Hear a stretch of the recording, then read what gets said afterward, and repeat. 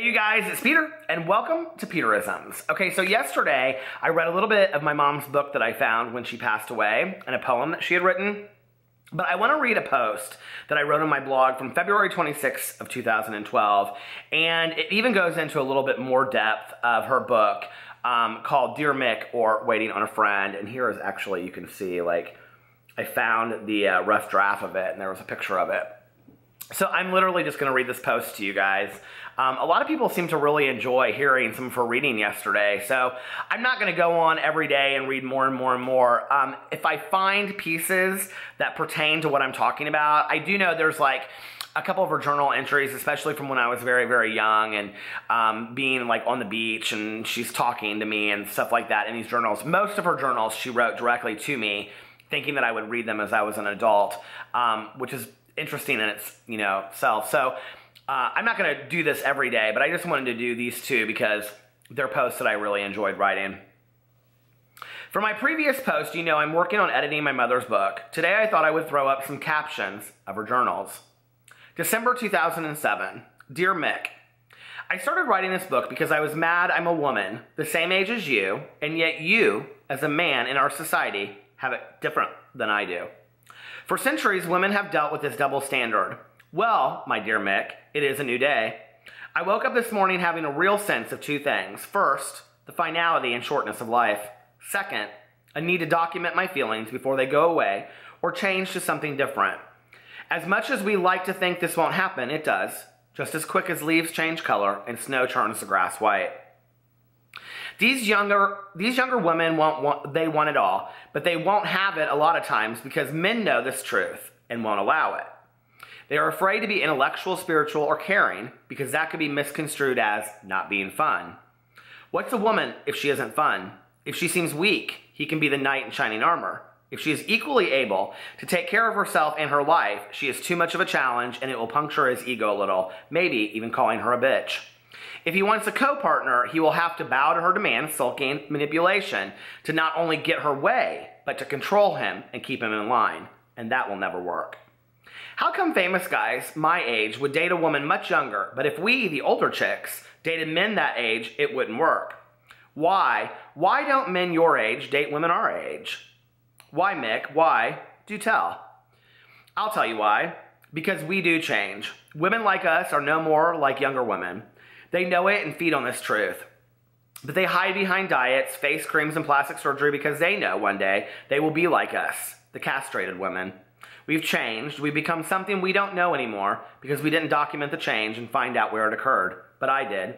I found the answer to why older men date younger women. May 1981.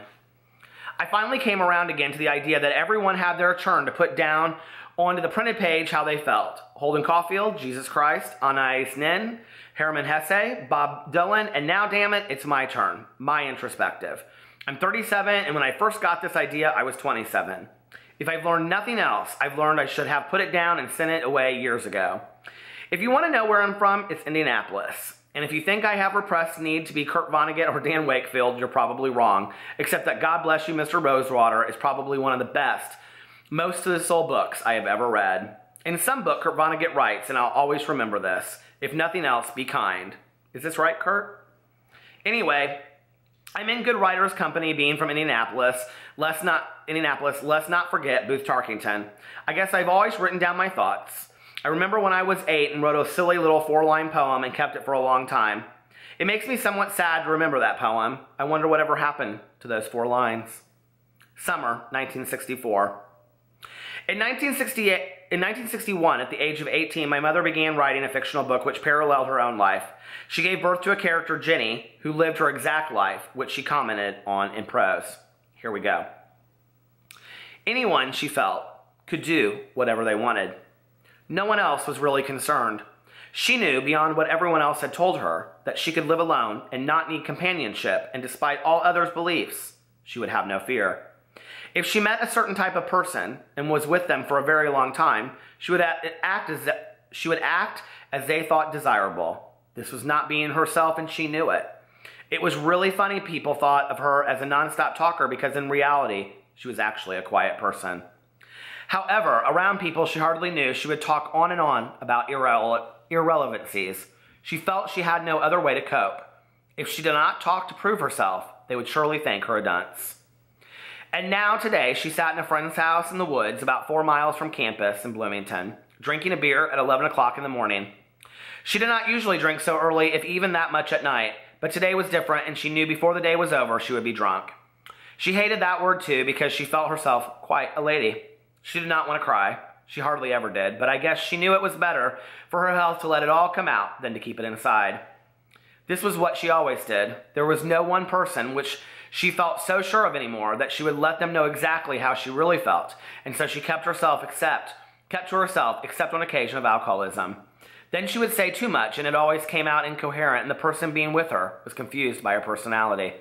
But this, she felt, was better than sitting and not knowing what the other person felt. It was better than being silent and trying to analyze what the other person wanted to say and felt, yet could not. And the streets were quiet, and alone no one walked that way that day. The music kept getting louder, and her feelings were becoming insurmountable. She had to show emotion, but how could a person who had been brought up in her type of environment be such a stoic human being? She cared about nothing. She wished she did. She cared so little about people and things, especially things. She felt they were completely unworthy of her observation or feeling, and yet things were nearly perfect. For once, she felt very free, very independent of everyone, and had no stipulations. So that's a little bit of my mom's book that she was working on years and years and years ago. Started in 1961 when she was a freshman at Indiana University in Bloomington. And I sometimes wonder, like, what would have happened, if she had finished that. There's just scraps of paper here and there, and it's very interesting because the character's name, my mother borrowed the last name from a family member, and I'm like, I wonder why she did that. And so, I don't know. I haven't gone through all of her journals, so maybe I will find the rest of the novel one day. I hope you guys enjoyed that. I love you. Bye.